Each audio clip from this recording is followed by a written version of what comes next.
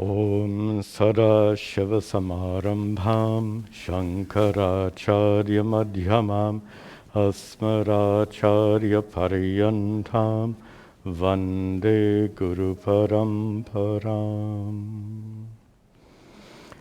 Om. Good. Be seated, please.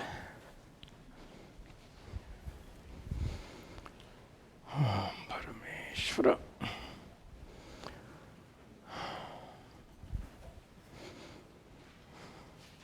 Good.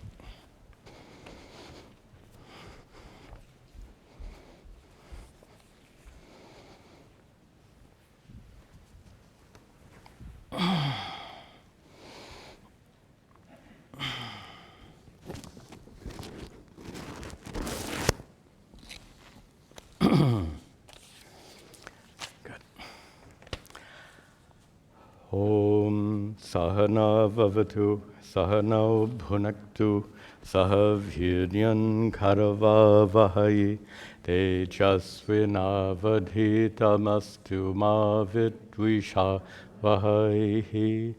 Om Shanti Shanti Shanti. Om. Very nice. Nice to see all of you.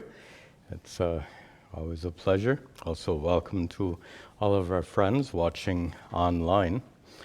We continue our study of Chapter 6. We'll begin with some recitation, beginning with verse 10. And as always, please glance at the meaning and then repeat after me.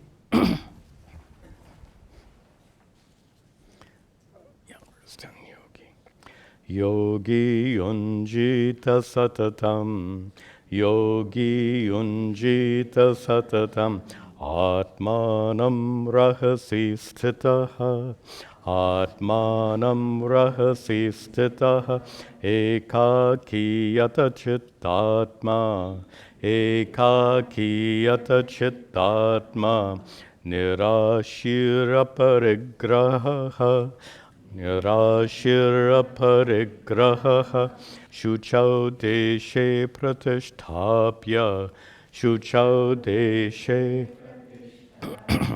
Stiramasanamatmanaha Stiramasanamatmanaha Natyuchritam nati nicham Natyuchritam nati nicham Chailajana kushotaram, Chailajana kushotaram, Tatraikagram manah kritva, Tatraikagram manah kritva, Yata chittendriya kriyaha, Yata chittendriya kriyaha, Upavishyasane yunjad, Upavishyasane yunjad, Yogamatma vishuddhaye, Yogamatma vishuddhaye, Samam kaya shiro grivam, Samam kaya shiro grivam,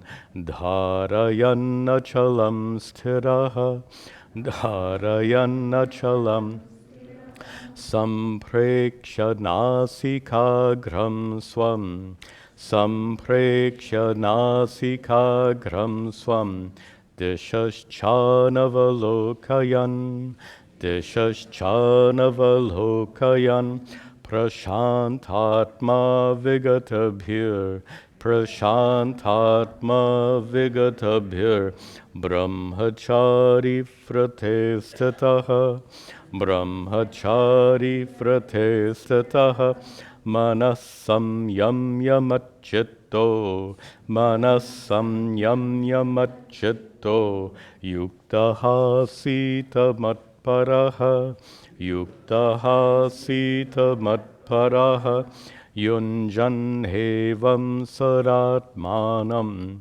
Yunjan hevam saratmanam, Yogi niyata manasaha, Yogi niyata manasaha, Shantim nirvana paramam, Shantim nirvana paramam matsamsthamadhigacchati.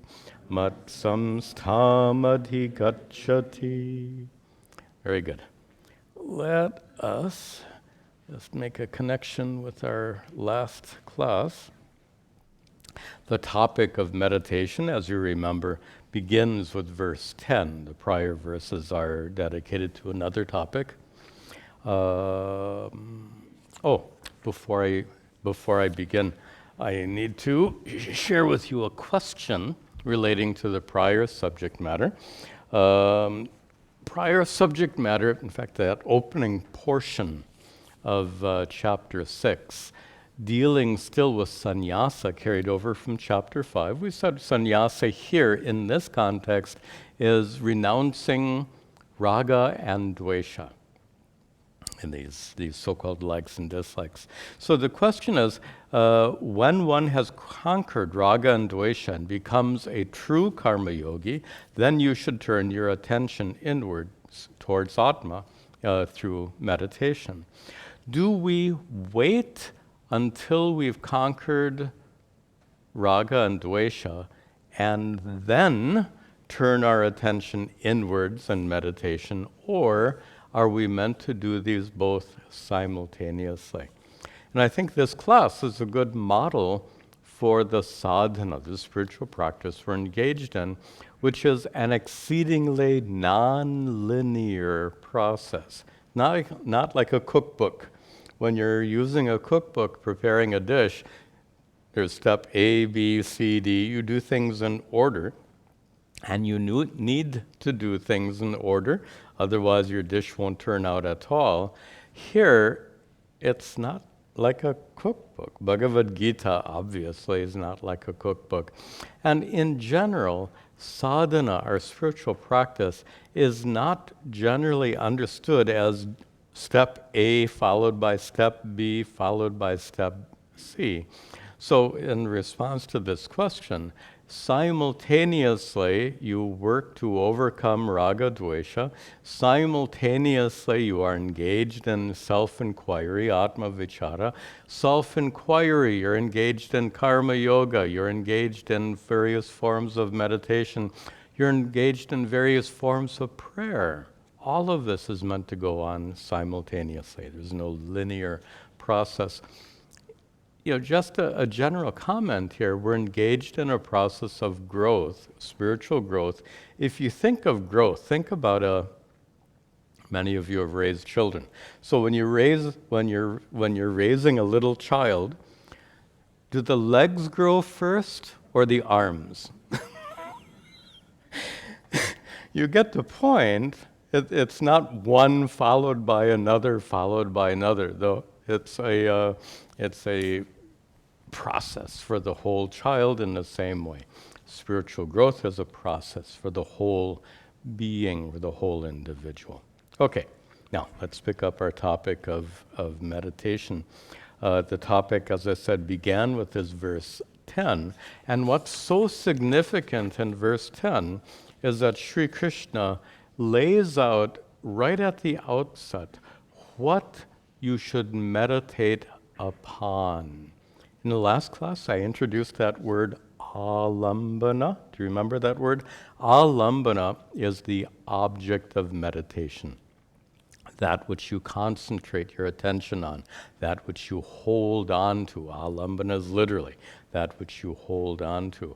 And it is so significant that Sri Krishna says, right in the first half of this verse, that the yogi, the meditator, satatam yunjita, should constantly meditate on what? Atmanam, on one's own self, on that true self, on what we so often loosely call the inner divinity. And Lord Krishna is going to say very plainly, that inner divinity, Sri Krishna says boldly, it is my presence in your heart that you meditate upon. We're going to see that in today's class.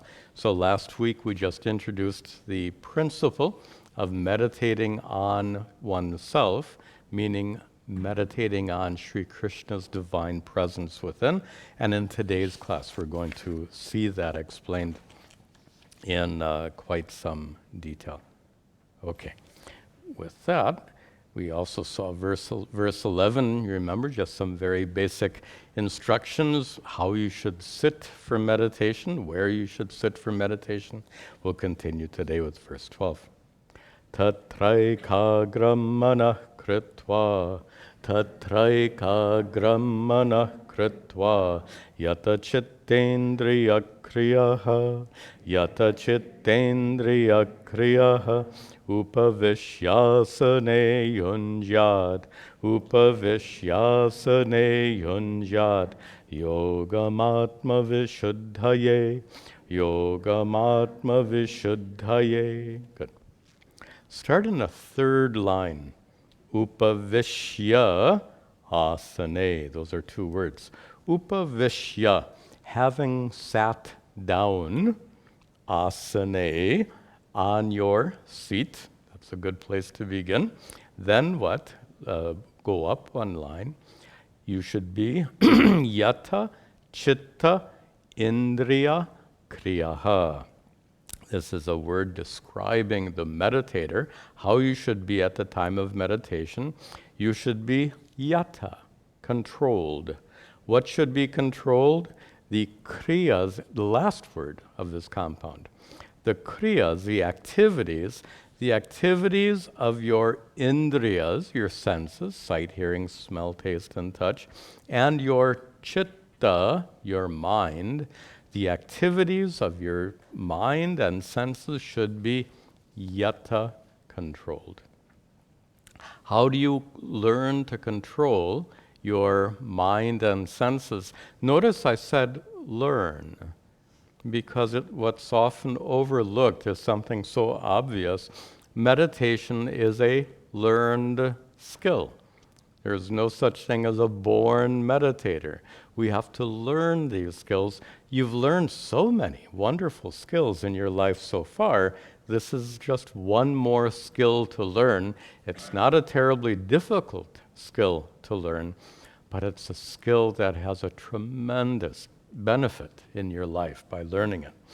And how do you learn that skill? Like any other skill. How did you learn to use a computer? How did you learn to cook? How did you learn various professional skills? It's just like you learn anything else. A good metaphor, I actually like this metaphor quite a bit. Many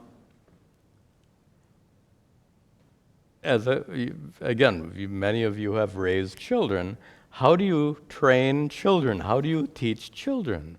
When they're very young, they run around screaming and crying, but then it's your job as a parent to help them learn more appropriate forms of behavior. How do you teach your children to behave properly? Well, you know that a lot better than me. I haven't raised children. You show your children what they should do, and if they make a mistake, you show them again. If they make a mistake again, you show them again, and again, and again. You do it repeatedly until they get it, and eventually they gain that skill of conforming to that proper behavior. It's just a matter of very simple it's a very mechanical process of training, and what Sri Krishna is describing here is no different. So how to train, everyone asks, how to train your mind not to wander? It's exactly like training your children. So when you sit to meditate, your mind wanders, what do? Bring it back. Just like when a child misbehaves, you show them what is the correct behavior. You have to show that child again and again until their behavior is corrected in exactly the same way. You have to bring your mind back, restrain it from wandering again and again and again until you finally train your mind. my guru, Puja Swami Tadatmananda, had a wonderful way of putting it. He defined meditation like this. Meditation is bringing your mind back. How's that? Perfect. As long as you bring your mind back, you are learning how to meditate. If you don't make that effort, if you cease making that effort to bring your mind back, your meditation is over. By the way, just a side comment here. If you're meditating and your mind starts to just uncontrollably wander, and no matter what you try, you're not able to bring it back, your meditation session is over. Get up. Don't force yourself to continue. And this is very important. I made the reference to this at the end of the last class. If you force yourself to continue when your mind is uncontrollably wandering, it can become unpleasant. And when you force yourself to do something unpleasant, you're actually training yourself not to do it. You will actually disincline yourself towards continuing your practice of meditation. So, when you become restless or uncomfortable, get up and continue meditating later in the day or the next day. But gradually, I promise you. Is there such a thing as a child who doesn't learn proper behavior? Some will learn more quickly, some will learn more slowly, but they all learn in the same way. I can promise you, your mind can be trained to be perfectly focused in meditation, no matter how restless your mind is, no matter how tumultuous your life might be. I guarantee you, with the right effort over a period of time, you can absolutely train your mind. Okay, then you become yata, self-controlled. So, upavishya asane, having gone and sat down in your place of meditation, yata chitta indriya kriyaha, and restraining the activities of your mind and senses, tatra, there, seated on your seat, asana, ekagram manah kritva, having made your manas, mind, having made your mind ekagram. What a wonderful word.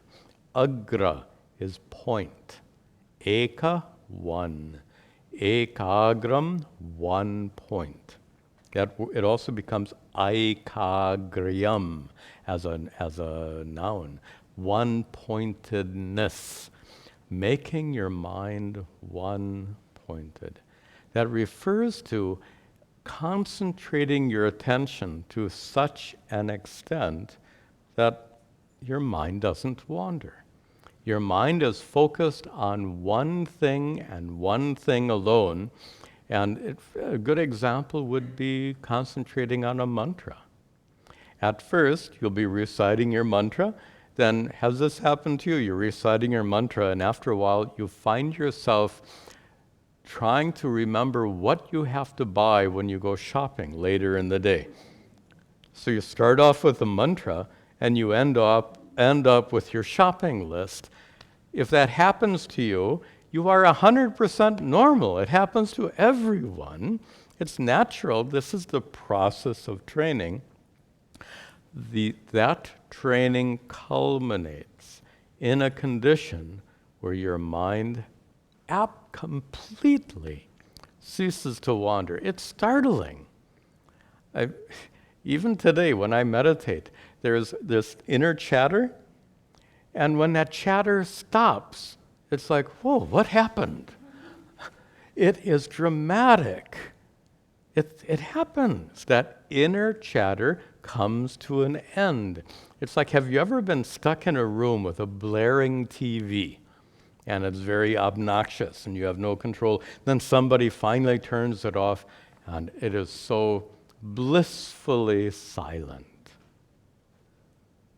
That's easy. You can easily learn to do that. You shut off that inner chatter, and then when that inner chatter is shut off, your mind is given the freedom to focus its attention on one thing, like mantra.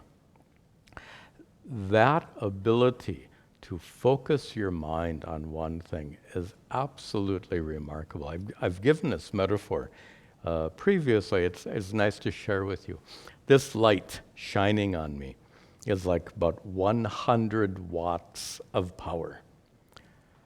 You know what a laser light is? This is a light, but laser is also light. But there's a huge difference between this ordinary light and a laser light. A laser light is very concentrated. They call it coherent. You'll have to go look that up and see what that means. It's a coherent light source. Coherent means it's focused on one point, and coherence means it has a certain regularity to it, a certain uniformity to it. And the point I'm leading up to is this. This is a 100-watt light. It illumines me nicely. If this were a 100-watt laser, it would have burnt a hole through my head and continued down through the floor. Same power. But when that power is concentrated, when that power is narrowly directed, it's remarkable what happens. And I'm telling you, this is a good metaphor for your mind. Generally, our minds are like this 100-watt light, meaning very powerful, but that power is scattered over many things simultaneously, which often is a good thing. You know, if you're driving your car, should you be narrowly focused on only what's happening immediately right in front of you? Or should your scope of attention be wide enough to know what's going on over here on your left, on your right, even behind you? That's why you've got that rear view mirror. So when you're driving a car, it's important to have that wide scope of attention. That's like the wide beam coming down from this light. Generally, it's a good thing, except at the time of meditation or other times. Remember back in your school days when you had to study. So when you had to study, you discovered how beneficial it was to narrowly focus your attention on the subject matter you were studying. Instead of having, if the music is going on over there, if your friends are talking over there, your attention is very wide, you can't study properly. If you narrowly focus your attention, you learn the value of focusing your attention for the sake of that study. Well, in the same way, the ability to narrow the scope of your attention is so powerful for meditation. Is not powerful, necessary for meditation. Absolutely necessary. So you can imagine it as like you're taking this powerful mind that you possess and training it and bringing its scope of attention in. It's like you've seen these flashlights that can throw a wide beam and then you can adjust the flashlight to narrow its beam. You've seen those flashlights. Your mind is like that. Generally, it's like that wide beam flashlight, but you can learn how to narrow that beam. And when that beam is narrowly focused, a flashlight can illumine just one object. Instead of wide beam, will illumine many objects. A very narrow beam will illumine just one object. Your mind is like that. Generally, it's very wide. Right now, it's wide. How is it wide? Are you aware only of me? Aren't you aware of other students in the room? Are you aware of the surroundings? And you might be aware of other things as well. That's okay. That's normal. But at the time of meditation, We want to cultivate this ability to make the mind ekagram, one-pointed. And it is a learned skill, and like any skill, you can learn it just with effort. Shri Krishna is going to say later, abhyasena. Just keep at it. Repetition is how you learn. So, ekagram manah kritva, making the mind one-pointed. Then back at the third line, yunjyat, one should engage in yogam. In the last line. Here, yoga means meditation. Yunjyat, yogam, you should engage in meditation. You should practice meditation. For what purpose? Atma vishuddhaye. For the sake of this shuddhi, complete purity of Atma. And one more time, we come to Atma. Atma becomes pure? I thought Atma was always pure. So that suggests that the word Atma here, like in many other places, the word Atma here does not refer to your true self, Satchidananda Atma. In fact, the word Atma here means your mind. Just get used to that. The fact that Atma can have different meanings in different contexts. Here it absolutely means mind. So Atma Vishuddhi is complete purity of your mind. You should meditate for purity of mind.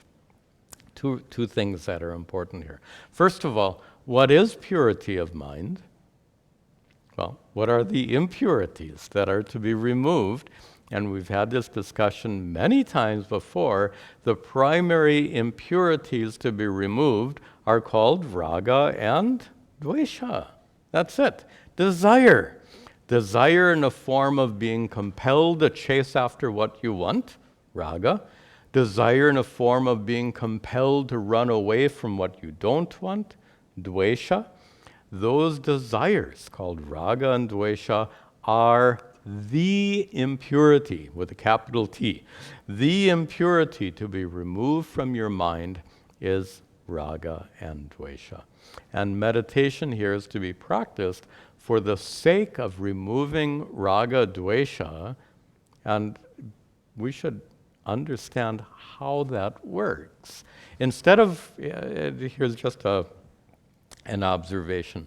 So often we see a statement like that. Meditation should be practiced for the sake of purifying the mind. And you say, yes. Or you might say yes. Whatever you do is fine. You say yes.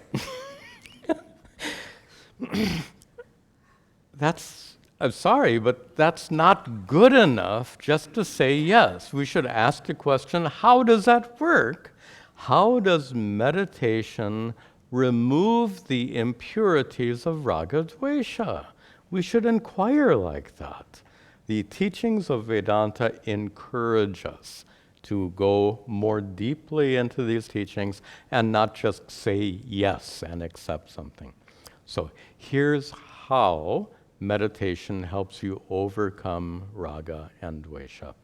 When you meditate, you turn your attention away from the world.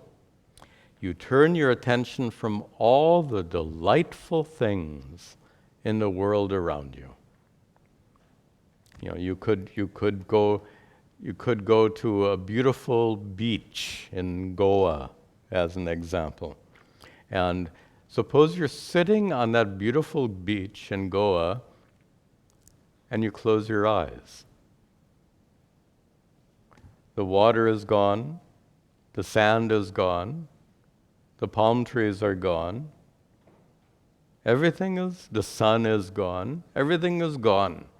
So it's kind of irony. You spent $1,000, several $1,000 going to Goa to enjoy yourself on this beautiful beach, and then you close your eyes and it all goes away.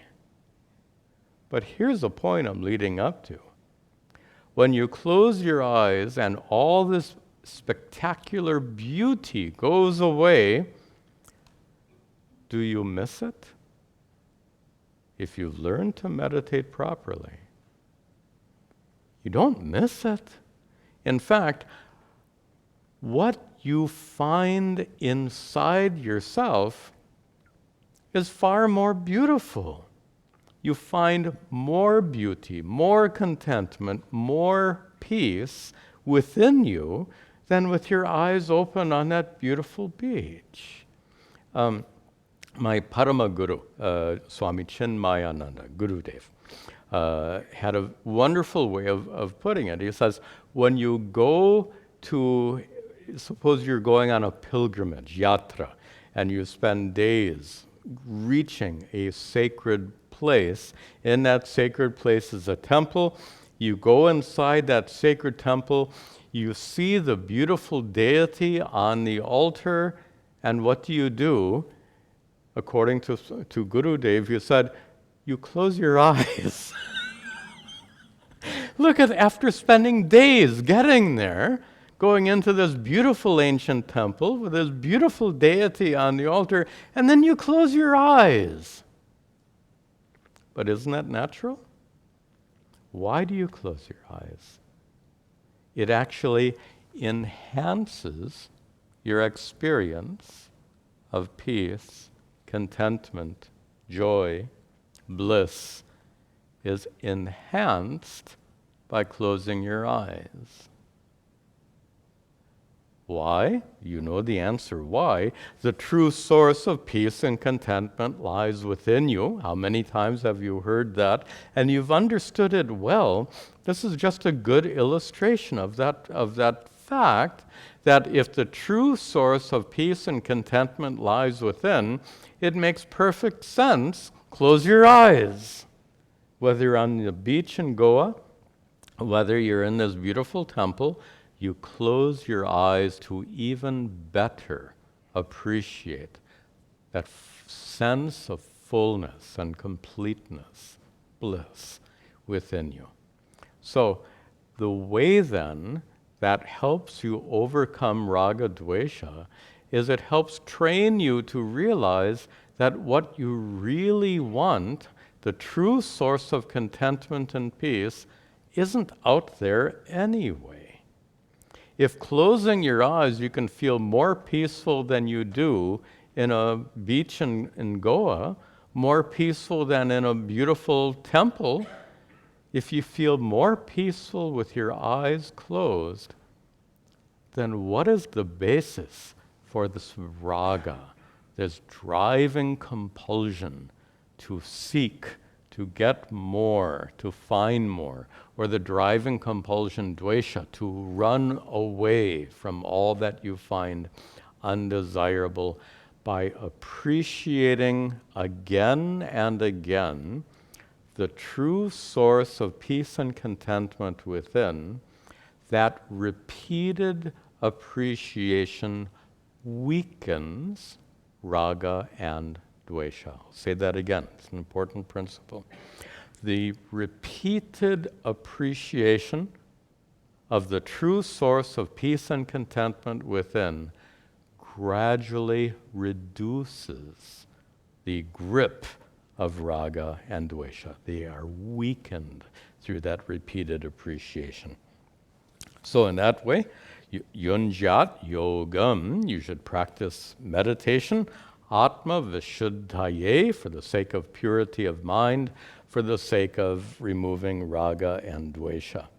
There's a second point to make here before we finish this verse, and that is meditation is done for the sake of purity of mind.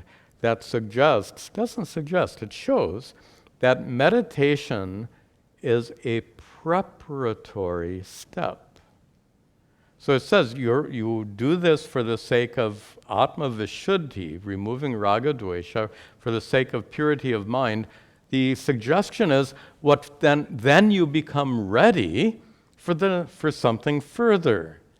Meditation is a preparatory step, and this Sri Krishna, he says, he didn't say here, you meditate and you become enlightened. he did say you meditate and gain purity of mind. Now, this flies in the face of a very common misunderstanding that meditation is the primary means through which you become enlightened. This is a very widely held notion, and it happens to be wrong.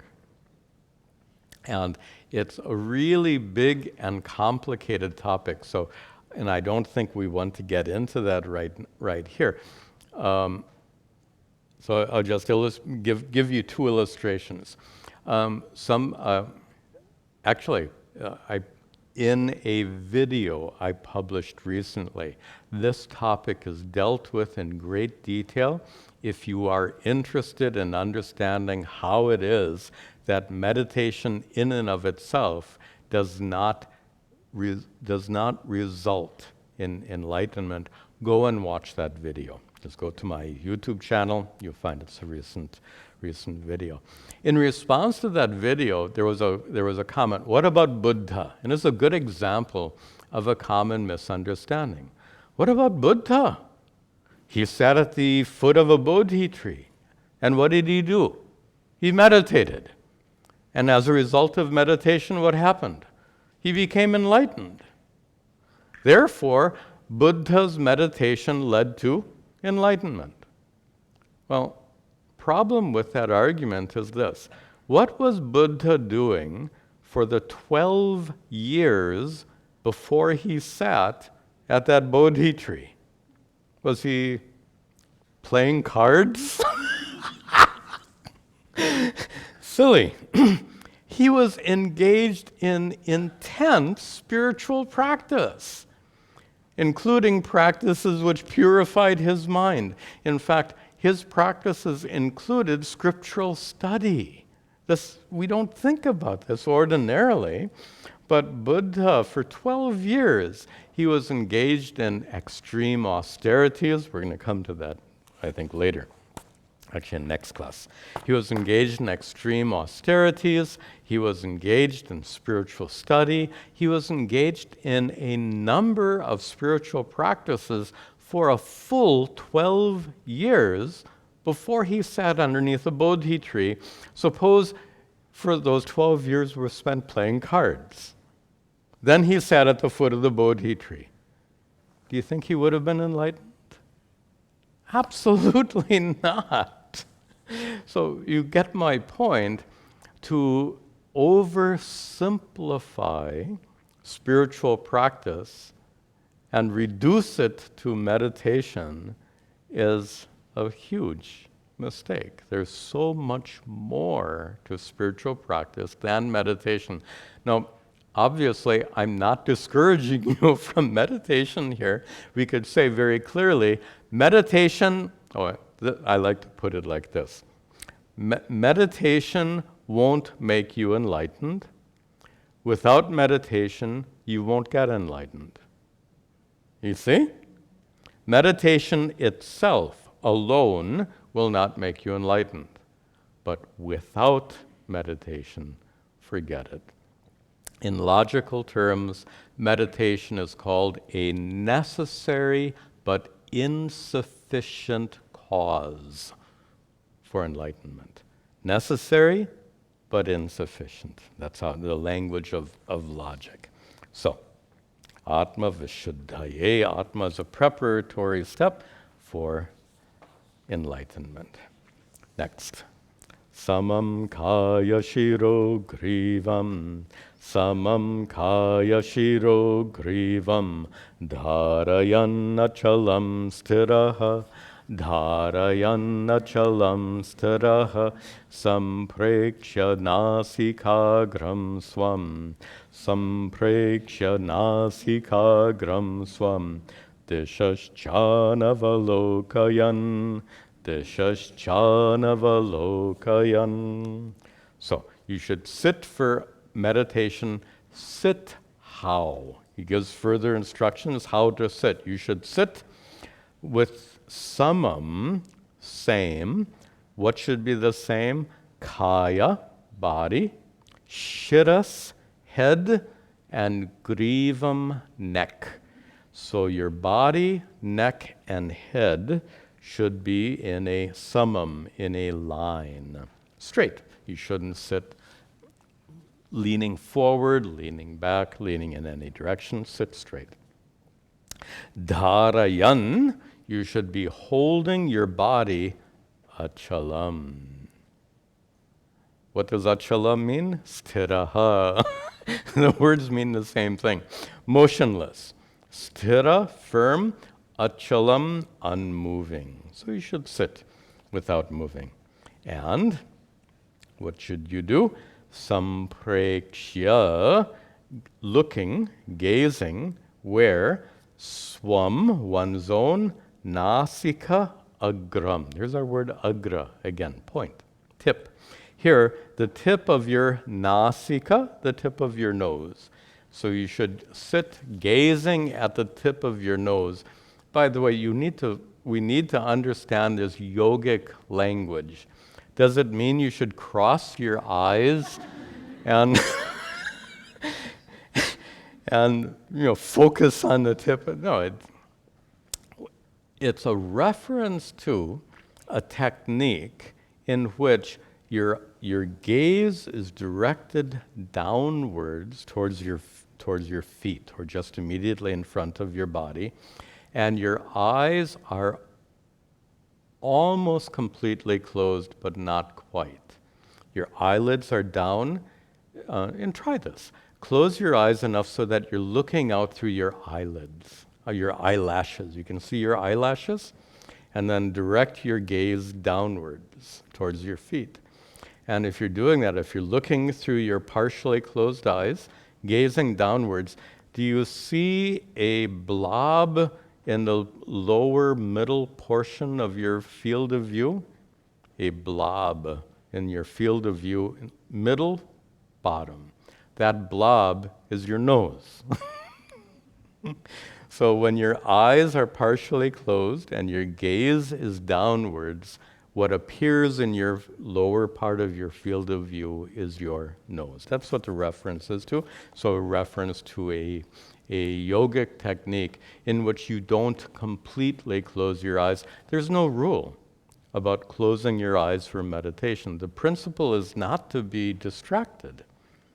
And if you want to try a fascinating experiment, meditate with your eyes wide open in front of a featureless wall. I've done this, and what happens after a while is startling. And that is, you're looking at this blank wall. Our brains have a way of turning off when there's nothing to do. Senses get turned off when there's nothing to do, when there's nothing to be aware of. I'll spare you all the neuroscience and tell you the experience. As you look at a white wall long enough, your field of view will go dark. I've experienced this many times. You meditate with your eyes open, staring at a blank, featureless wall. Eventually you'll have this sense of darkness creeping in. It's an amazing thing. The point I'm making, of course, is that there's no rule about closing your eyes. The idea is not to have distractions, which is what he concludes here. Dishaha cha unavalokayan. Disha is the directions. Unavalokayan, without looking around. Avalokaya is looking around. Unavalokayan, without looking around. You get the point. You should free yourself from distractions during meditation. And since distractions are such a big problem for many people, let me share with you an observation about dealing with distractions. So often you'll be meditating and you'll hear a sound. And the tendency is, what was that? Meditation is over just so quickly. Sounds need not distract you in meditation, and I'd like to share with you how to free yourself from the tendency to be distracted by sounds. you've probably been, imagine meditating and there's a TV blaring in the next room. That might be irritating, right? That TV is blaring in the next room while you're trying to meditate. But suppose the TV is blaring because your college-age student, your college-age son or daughter, whom you haven't seen for 8 months, is visiting.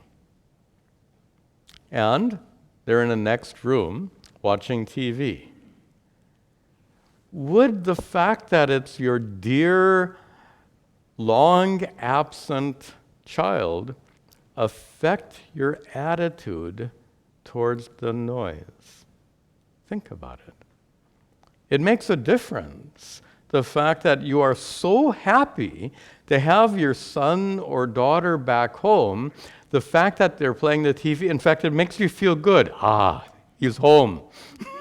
You feel good hearing that TV, knowing that your son or daughter is home.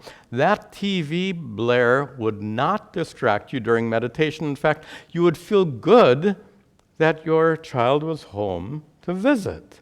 So I'm just giving this as an illustration to show that it's not the sound that creates a distraction, it's your attitude towards the sound.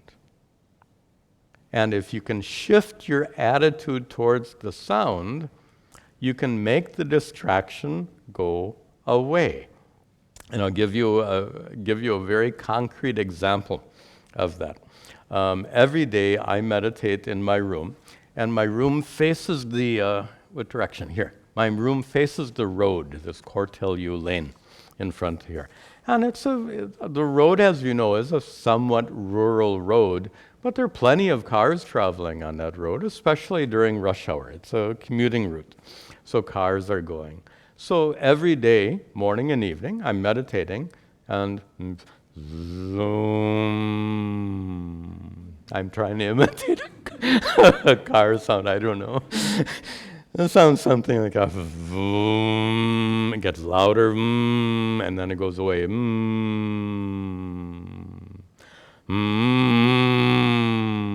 if it's a truck, it's even louder. Okay, you get the point. I will stop my sound effects. Doesn't bother me at all, because I learned long ago that sounds can be very pleasant.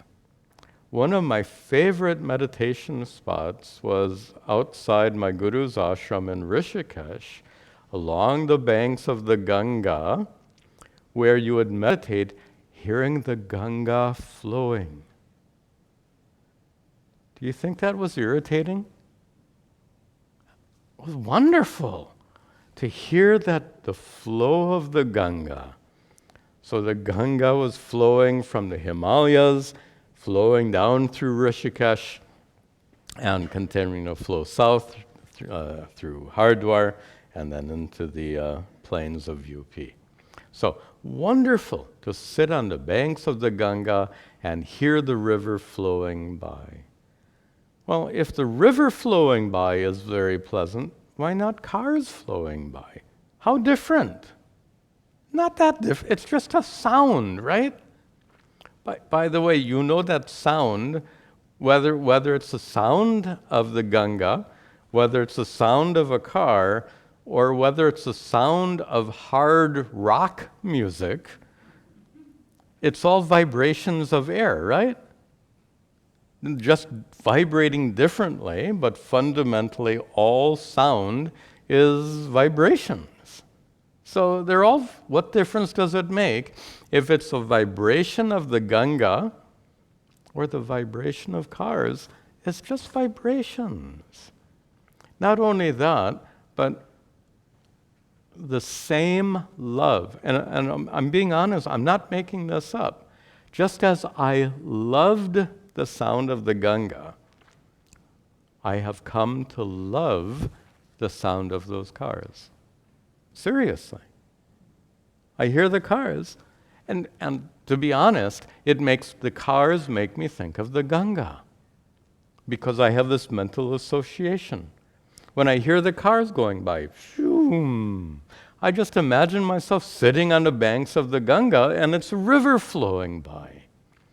Whether it's a river flowing by or the cars driving by, the sound is not a source of distraction. In fact, I rather like it. Let the cars come. Loud trucks maybe is something else, but or motorcycles, that can be a little obnoxious. Okay, enough said. All right, let's continue. Prashantatma vigatabhir, prashantatma vigatabhir, brahmachari vrate stitaha, brahmachari vrate stitaha, manasam yamyamachitto, manasam yamyamachitto, yuktaha sita matparaha, yuktaha sita matparaha. The meditator here is described as prashanta atma, one whose atma is completely shanta, completely silent. Atma once again means mind, clearly, right? Prashantatma means one whose mind is prashanta. By the way, this shanti or shanta, we commonly translate as peace, but the root meaning is to be silent, to be quiet. Peace is a fine translation, but here we want that literal root meaning, prashantatma, one whose mind has been completely silenced. That inner chatter has finally gone away. The concentration is focused completely like that laser beam. That person is vigata bhihi. Bhihi is fear. Vigata bhihi, free from fear. And it's a little hard to understand what Sri Krishna means here. Perhaps what he's referring to is when you turn your attention away from the world, like I said, if you're on the beach in Goa or you're at that beautiful temple, to understand you're not losing anything. You don't have to fear the loss of worldly enjoyment. We need to get some proper understanding. What does it mean to be free from fear in the context of meditation? In the context of meditation, fearlessness means the ability to utterly let go of the world. Many of us, we don't like to let go. Do you like to be in control? Most people, to some extent, we want to be in control. Meditation is surrendering control. Absolutely, surrendering control. Many people might find that a little scary. Here Sri Krishna says, let go. There's nothing to be afraid of. Just let go. Surrender your need to be in control. And then, brahmachari vrate stitaha, the meditator who is stitaha, established in the vrata, in the vow of a brahmachari. Brahmachari is a name, technical name for a religious student, and brahmachari vrata, the vow of a student, there are several, but the primary vow would be the vow of celibacy. So, brahmachari vrate stitaha would be established in celibacy. Now, we need to comment briefly on this idea of celibacy, which sometimes the importance of celibacy gets completely blown out of proportion. And many traditional teachers, especially traditional teachers who are celibate, will make a big deal of this. And they will give the example of Lord Shiva, who is meditating up on top of Mount Kailas. And this deity, this not deity, this Kama Deva, this I guess deity in the form of Kama Rupa. This deity tried to distract Shiva by inducing him to leave meditation behind, go down from the mountain, and spend time with Goddess Parvati. This is the story. So Kamadeva was trying to tempt him in this way, and it was specifically a sexual kind of temptation. So traditional teachers will use this as an example, and it says, you too must be free from this temptation. But bear in mind that these comments are often given by celibate teachers. And the fact is that Hindu dharma is not based on celibacy. Hindu dharma is based on, well, dharma. Dharma means ahimsa. So dharma is ahimsa, and what that means is and I'm going to just be very frank about this. Any sexual activity that is not harmful to anyone involved is dharmic. Of course, sexual activity outside of a marriage generally causes problems. So therefore, sexual activity outside of marriage would be adharmic, generally. Sexual activity within a marriage is actually considered helpful. All the rishis were married, right? So don't be fooled to think that spiritual growth depends on celibacy. The rishis were not celibate. They were enlightened. They weren't celibate. Anyway, you get the point here. So here, brahmachari vrate stitaha would be freed from distraction at the time of meditation. Oh, final point here. Why is celibacy an issue at all in the Hindu tradition? Well, that celibacy is primarily concerned with both religious students who aren't yet married, therefore they better be celibate, and also that celibacy is associated with Hindu monks, sannyasis. And I'll tell you something very funny. The restriction of sannyasis to be celibate is not for the sake of the sannyasis, it's for the sake of protecting women who might get connected to someone who would be a very poor spouse. I'm telling you, the rule of celibacy for Hindu monks is to protect women, flat out. What kind of husband would a monk make? You want this guy to go out and work? Hey, he wants to meditate. He's not going to go out and work. Terrible spouse, bad marriage material. Anyway, I'm just giving you my impression of why monks have to be celibate. All right, enough. Then, mana samyamya matchittaha. So, manaha samyamya, controlling your mind. What should the meditator do? The meditator should be matchittaha. The meditator should have his or her chitta, mind, focused on mat. Mat is a pronoun form of me. Sri Krishna says the meditator should have his or her mind focused on me. Yuktaha asita, that meditator asita should sit. Yuktaha, engaged in meditation.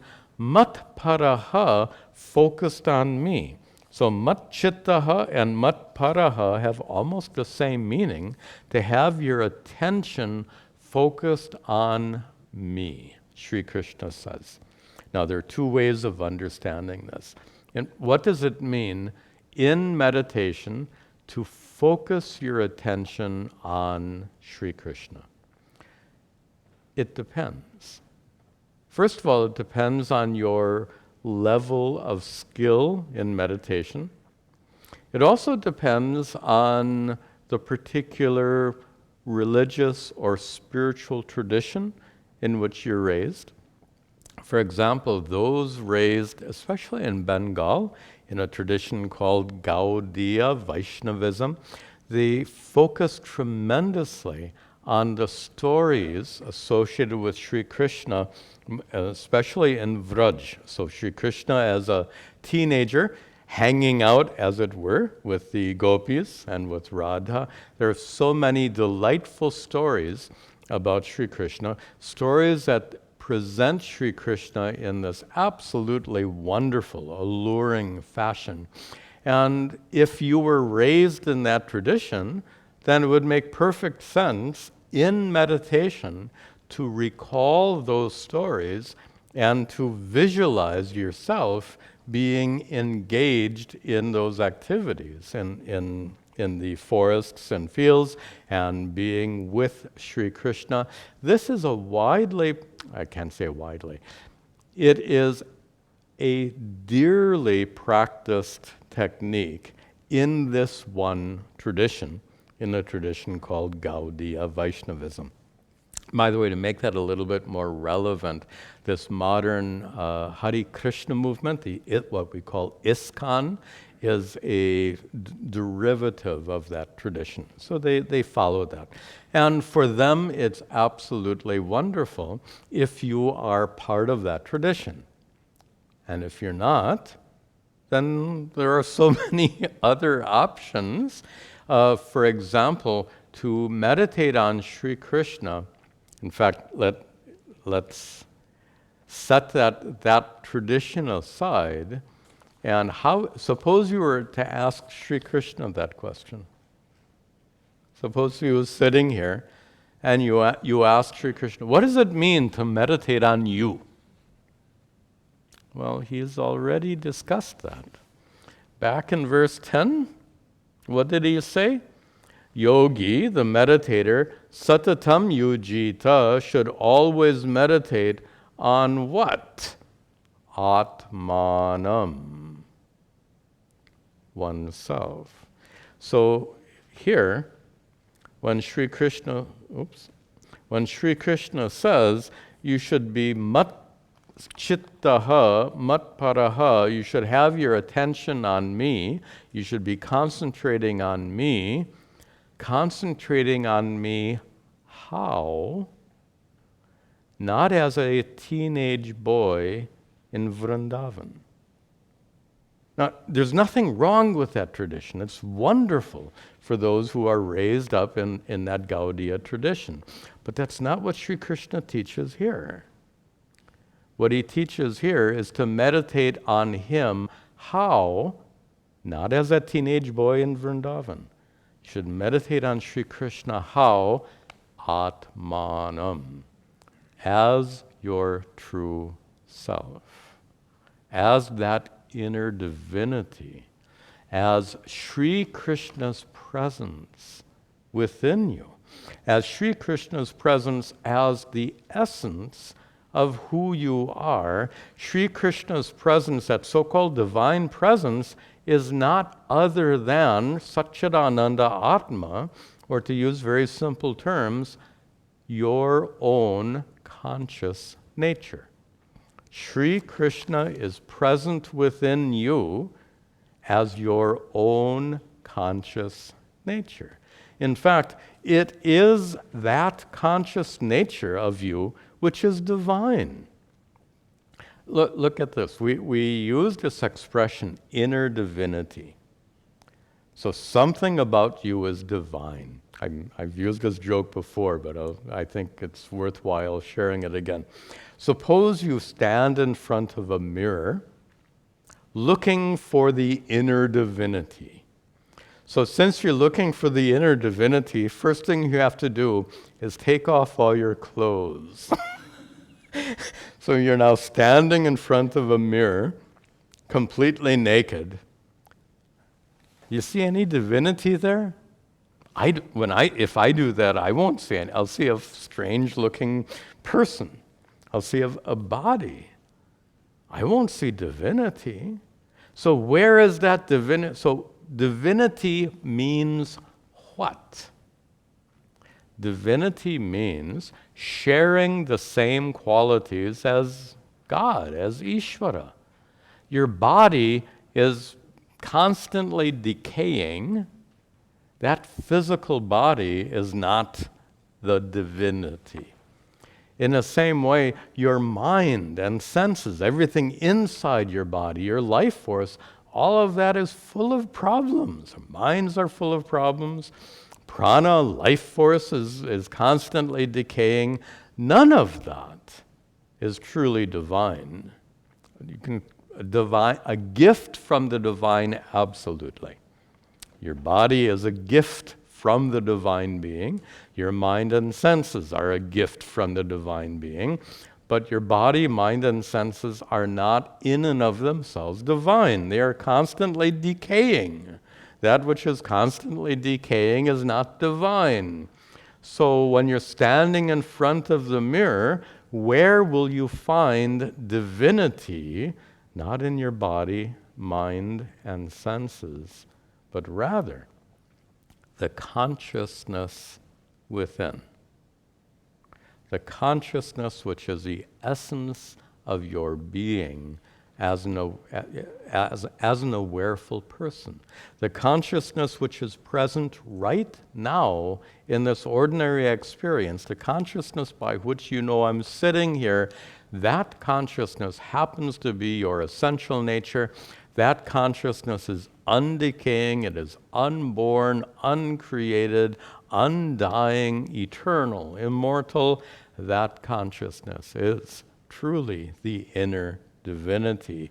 And to use Sri Krishna's language, that consciousness is Sri Krishna's presence within you.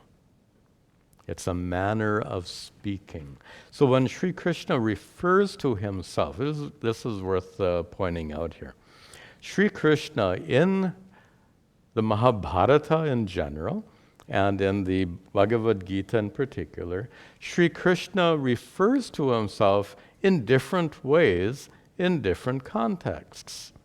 So earlier in the Mahabharata, Sri Krishna was a diplomatic emissary.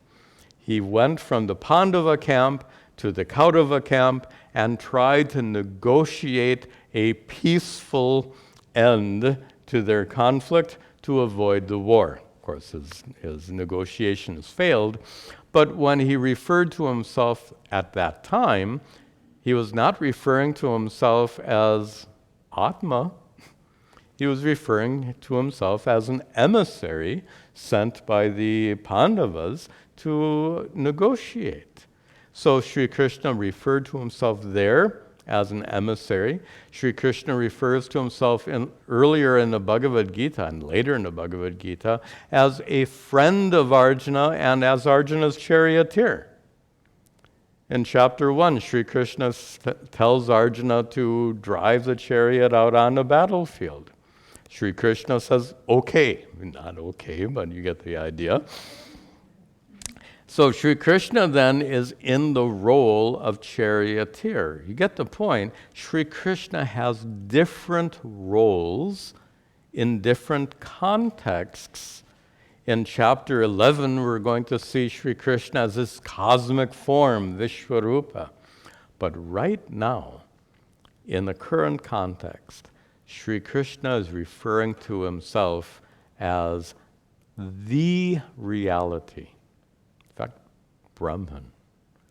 Sri Krishna is referring to himself as the underlying reality because of which everything exists, the underlying reality which gives existence to you and me and the entire cosmos, the underlying reality which gives existence to you as a sentient being in the form of the consciousness which makes you a sentient being. So this is a very special context when Sri Krishna says, in meditation, you should be mat-chittaha, your chitta, your mind should be focused on me. You should be mat-paramaha, your parama, your goal Your focal point should be mat, me.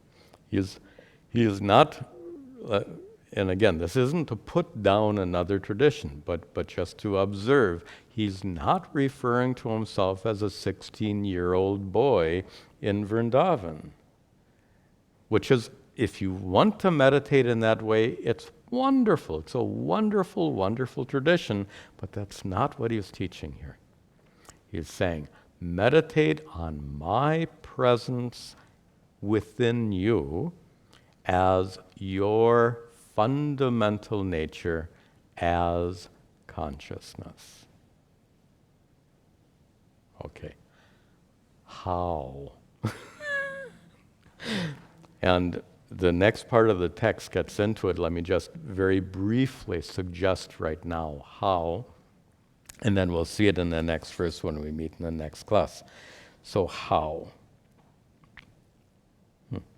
In Vedanta, the true self, which we earlier described as the ultimate source of contentment, peace, joy. That's why when you close your eyes to the beautiful beach in Goa, you feel more content, not less. When you close your eyes standing in a beautiful temple, you feel more content, not less. Why? Your true self is obviously the source of that ultimate contentment, but there's a special word used in Advaita Vedanta to describe that self. The word is Parama Premaspada. It's a technical word. Parama Prema Aspada, Parama Premaspada.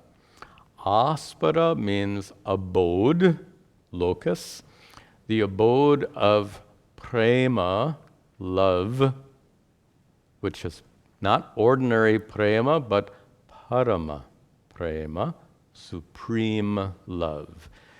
Atma is actually referred to in Advaita Vedanta as the abode of supreme love. That word could just as well be used for Sri Krishna. Abode of supreme love. That Parama Premaspada is a word used in non-dualistic teachings to refer to your true self as the ultimate source of contentment and peace, and how you reach it is symbolized by closing your eyes. When you close your eyes even to the beautiful beach or beautiful temple, you become free from distractions. You're no longer distracted by the beach, as if it's a distraction, but you're no longer distracted by the beach, by the water, by the sun, by the palm trees, by the birds flying around. You're freed from distraction. Now take that as a metaphor for meditation.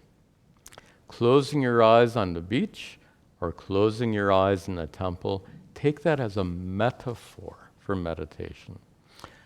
Being freed from distraction. Imagine in meditation you become increasingly freed from distractions. Means you no longer see, hear, taste, smell, or touch anything. Any distractions born of your five senses fades away. Also, you're freed from any cognitive distractions, thoughts. All that mental chatter I described before, that mental chatter fades away and disappears like turning off that TV. It just goes away, leaving you in this blessed silence, no also emotions. Now, imagine being in that absolute silence, complete and utter mental silence. What's left? So your mind is completely silent. You are still there. In fact, you are the one experiencing the silence of your mind, correct? You've made your mind silence, but you are the meditator, meditating in deep silence, meditating in the presence of silence, and you being present as the meditator. As a meditator, you are that conscious, awareful being. And we'll see this in the next class, but the bottom line here is when your mind is silent, the only thing left is you in your true nature.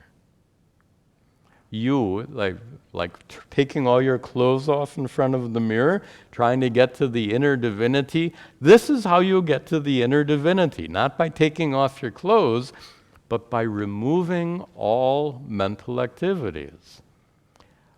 When you have removed all mental activities, what remains is you as pure consciousness, which is that inner divinity.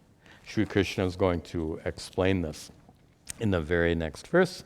We'll see that in next week's class. Speaking of next week, so tomorrow, Sunday, we will have our satsang, as always, question-answer session at 6 p.m. Also, next Saturday happens to be Christmas, but I think there's no reason not to meet for class, so we will meet next Saturday for class on Christmas Day. We'll conclude with our brief prayers at the altar.